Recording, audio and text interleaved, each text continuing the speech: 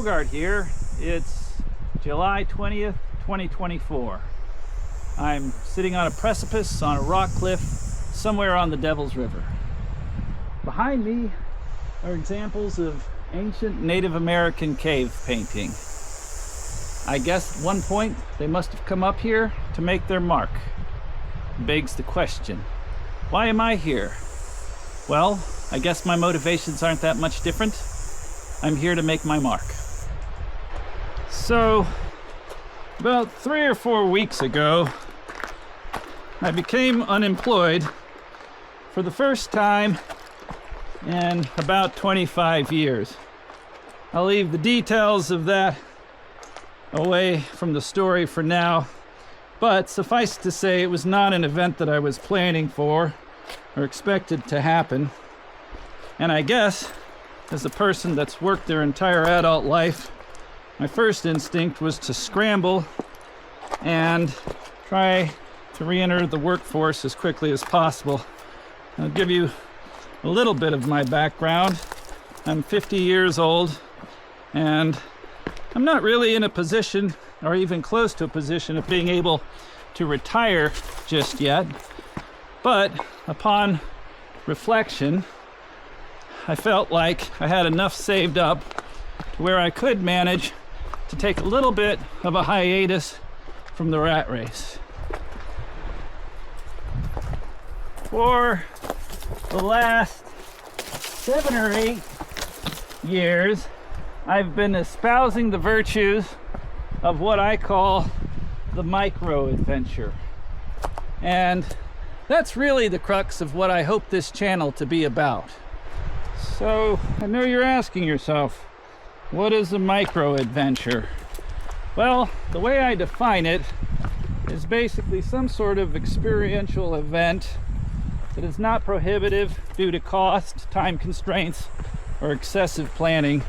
So it's got a pretty wide definition. But, for example, you could plan an epic adventure, say, to explore the Amazon River for 4 weeks.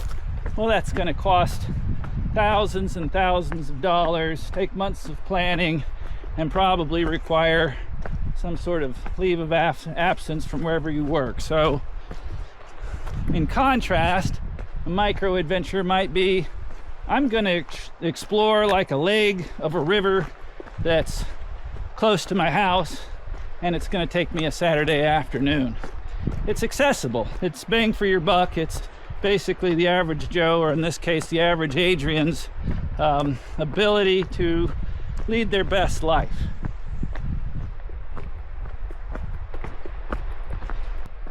So what I'm doing is resolving to have as many micro adventures in the coming months as I possibly can. And this channel will be a way to sort of keep me accountable to that, as well as give me a creative outlet. And that's why I'm doing it.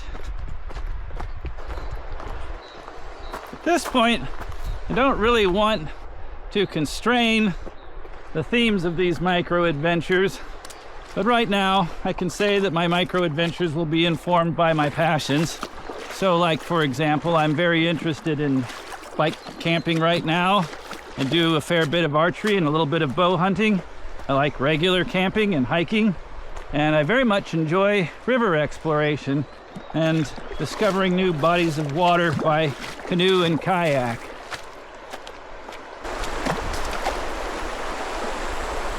So that's the channel in a nutshell.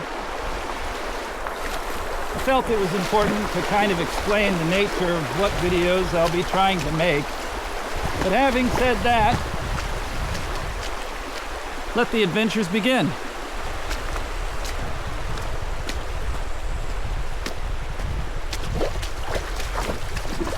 Now, you may be saying to yourself,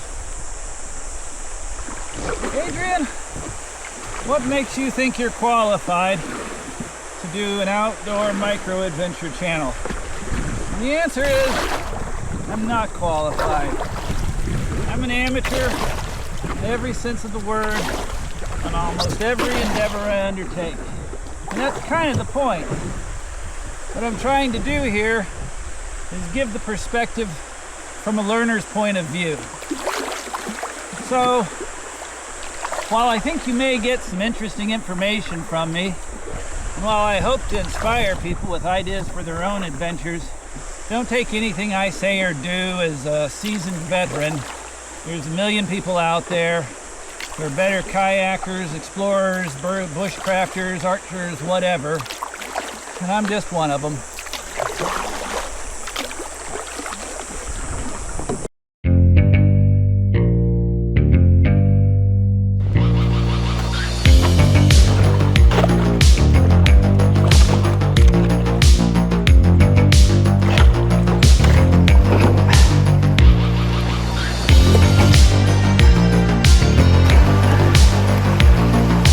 Almost free. Woot.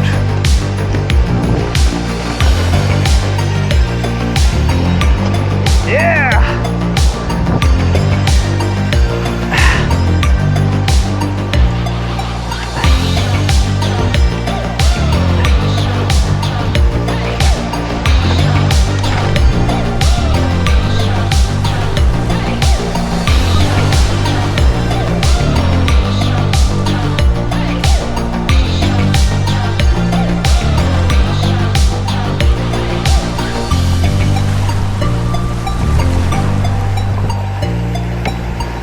Oh no, no, no, we can do it, we can do it. Oh shit. Whoa.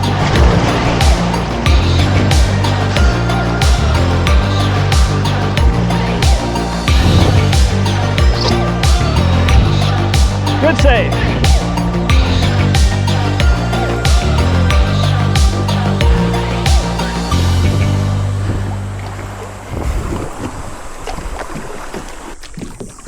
The Devil's River is mostly flanked by private land, and because of that, and desert, and because of that, it makes it one of the most pristine rivers in Texas. And in fact, I can attest that it's absolutely gorgeous, maybe the prettiest river I've ever paddled. The water is super clear, there's no signs of human debris, it's fantastic.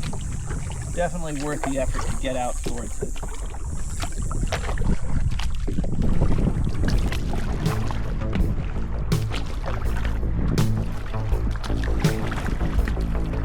Something coming up.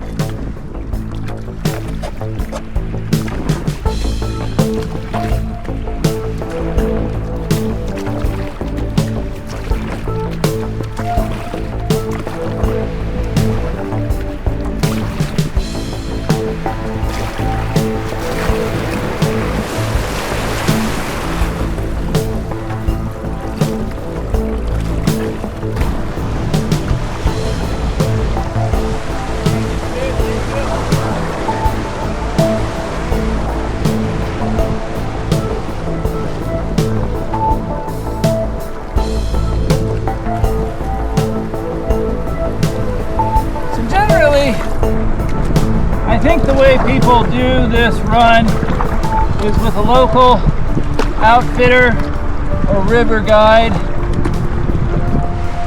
Definitely not encouraged to go solo.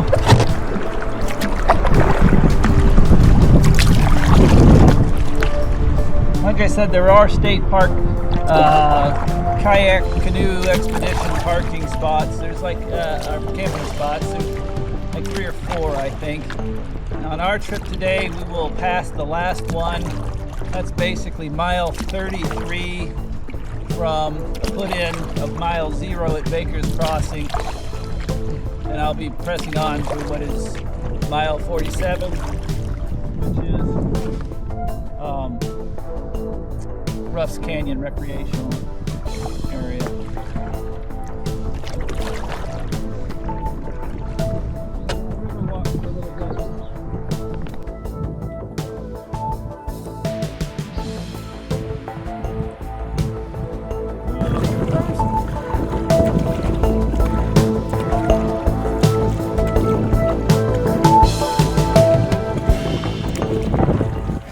I guess for the edification of our viewers at home, I have discovered what is being identified as the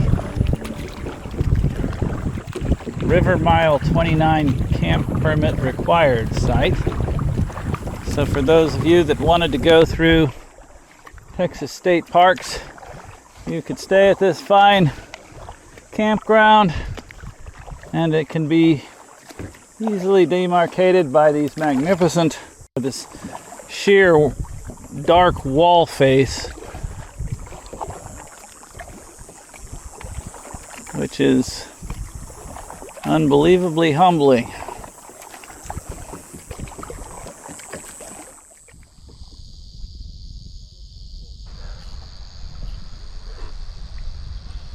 There is nothing ironic about having named this the Devil's River.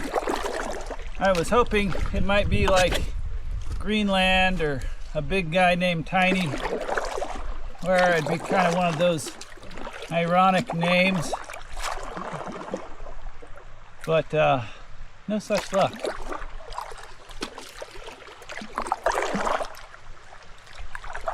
It's illustrated excellently by this very narrow reed path that I'm about to go down. Walk down, I should say.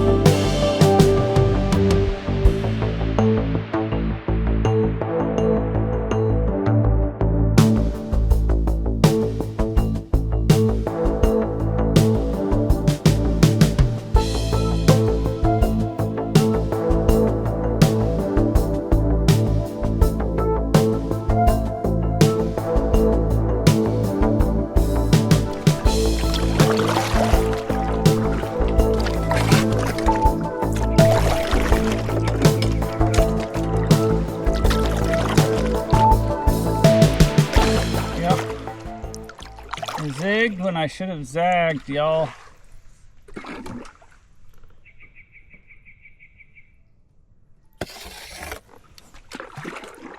This is nothing but stagnant water.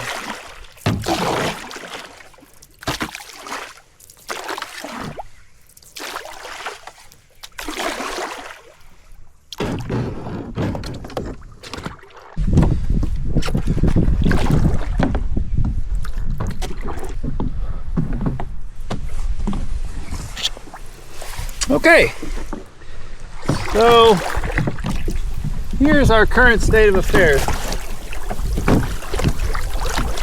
The river is much more vegetative here, and it breaks off into deceptive little canals that go nowhere. So you don't know if you're on a tributary or what, and the ground is covered in silt, which is slick as snot, and it's still got those weird depth striations, because you can't see them because the silt looks like firm ground. So you're walking, and suddenly you think you had to purchase, and no, we slip another feet down, and that's where this gets challenging.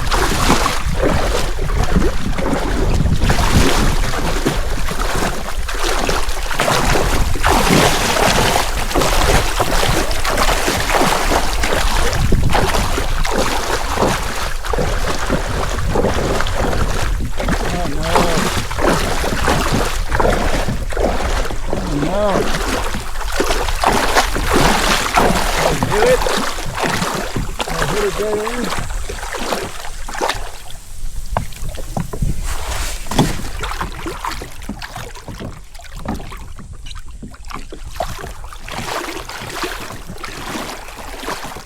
I guess this water really isn't flowing that much.